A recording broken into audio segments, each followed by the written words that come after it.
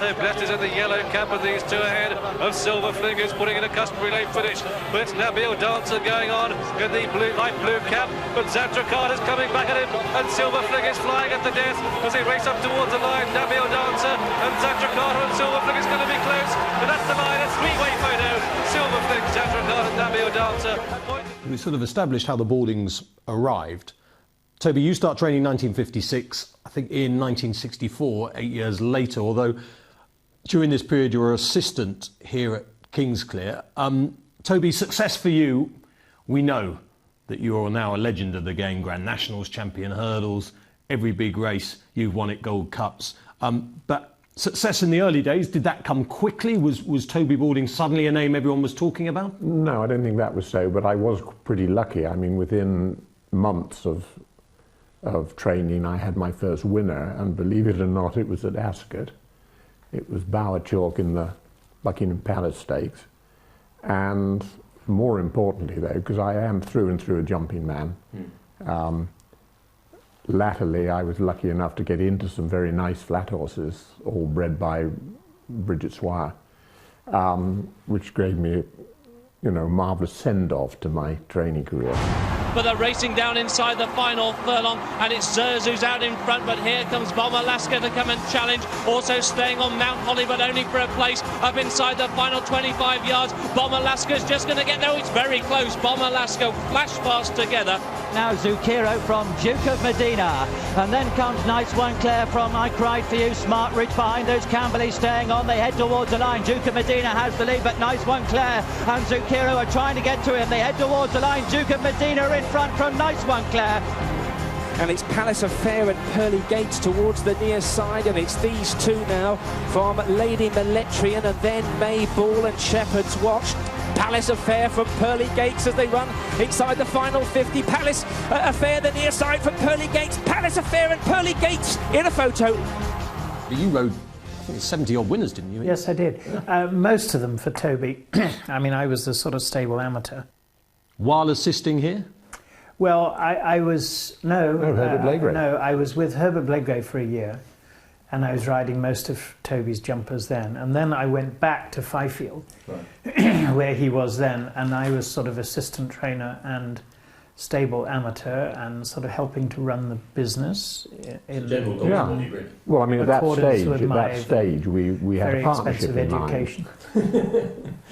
mind. Anyway, and it was wonderful. I was sort of nearly leading amateur and loving it until suddenly this offer came up at Kingsclere, which sort of started a whole new story, really, for me anyway. Being associated with Kingsclere, I mean, this is a place that's got racing history back to about 1860s. I mean, it's massively steeped in history. So to be even part of this must have been a big thrill at the time.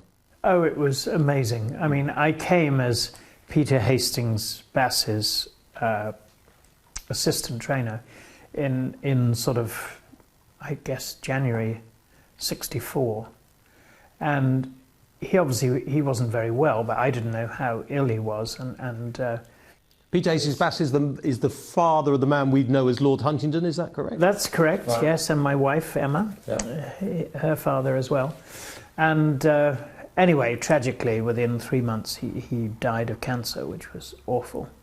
And luckily, in those 3 months, I'd sort of picked up enough from him.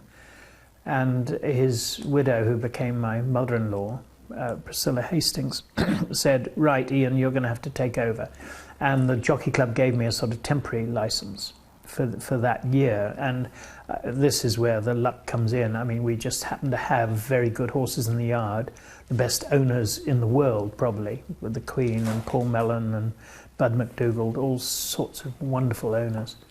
And we had a very good year. So in the end of the year, my mother-in-law said, she wasn't my mother-in-law then, but she said, Priscilla said, look, you're going to have to take over. And I said, well, I'm not sure I can, honestly. I think I've got to go back. I'm part of the business at Fifield. And, you know, and she said, oh, well, I'll just have to sell the place then. And I sort of gave it a bit more thought. And happily anyway, decided to stay on and take it. Yes, it was a decision you had to make. Yes. You know, even I was very aware of that. I mean, he'd never get a Balding would never get an opportunity like that again. Song of Sixpence gets a good run through on the rail. Tarikana is third, Bow Fox 4, Lapierre 5. Coming now to the final furlong, and it's Unknown Quantity with Song of Sixpence challenging on the far side. These two 3 lengths clear of Tarikana and Comstock. Inside the final furlong, Song of Sixpence goes on. Going for the line now, Song of Sixpence quite comfortably in the end from Unknown Quantity.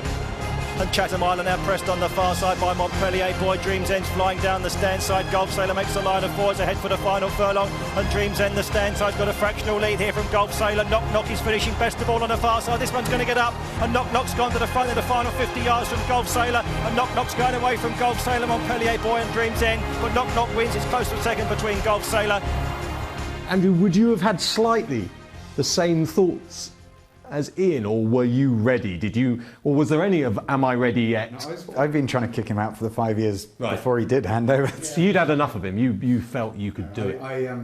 No, I think the timing right, and this is where Dad was brilliant when I started, was he realised that the time was right, and I was very lucky because we sort of split the yard 2 years previously to give me a little bit more experience under his umbrella, as it were, and I got lucky and we had a couple of good horses, so I think he felt it was, you know, the time was right. I should say this really, because what happened was that I said, right, you're taking over the back 2 yards, I'm keeping all the good horses in the front 2 yards, which I'll look after. You train those as if they're yours, and obviously I've got to know what's going on, but you deal with the owners as well.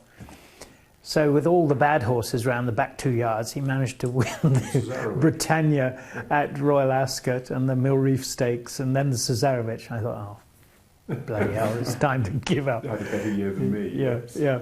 So, you know, I was determined that he should have a good horse in his first year.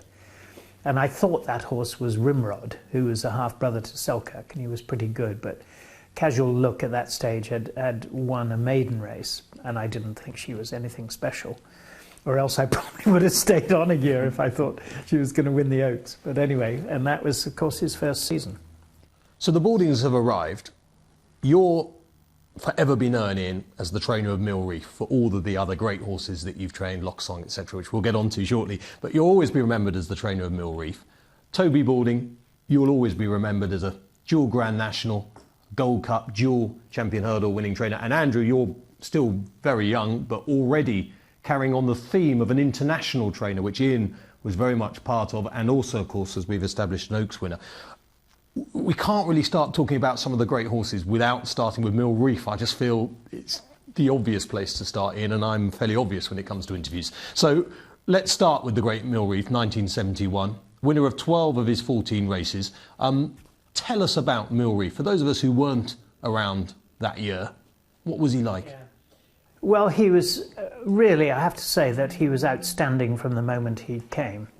You know, there are very few horses who look really good at home and are actually even better on the racecourse, which he was. I mean, from the very first day he ever went on a racecourse, he was absolutely extraordinary. When you say looks good at home, again, for those of us who aren't bred into training, how do you know that? What did you see on the gallops that just told you this was something out of the ordinary? Well, I can remember in about February, they were cantering round our starting gate field with about 4 furlongs, and he was leading the group.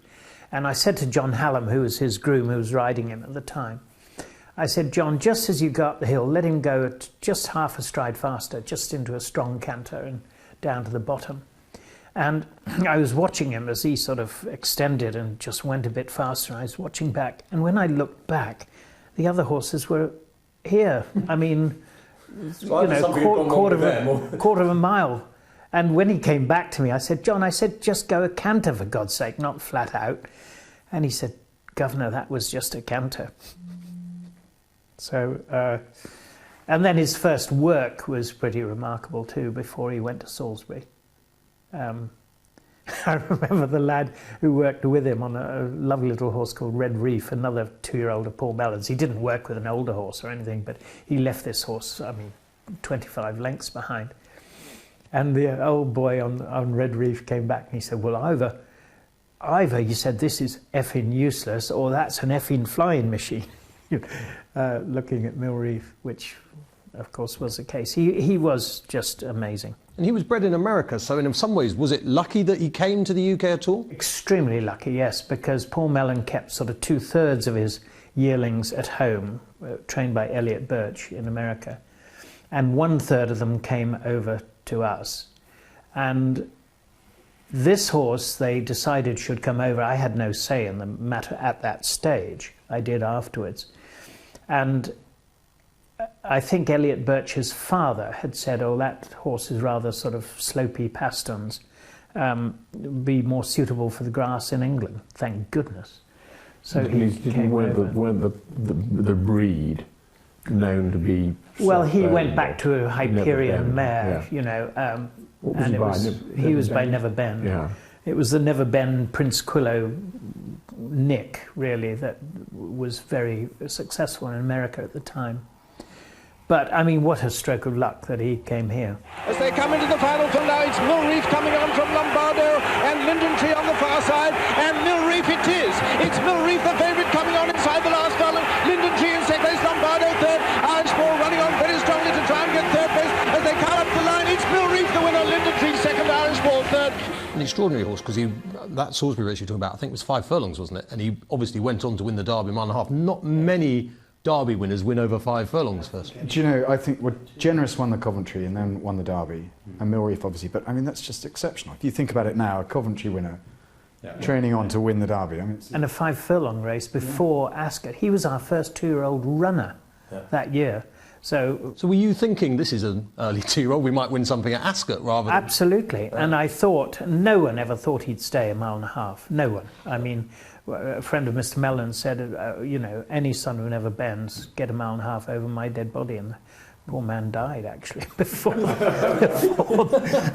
Derby, which was awful to relate. But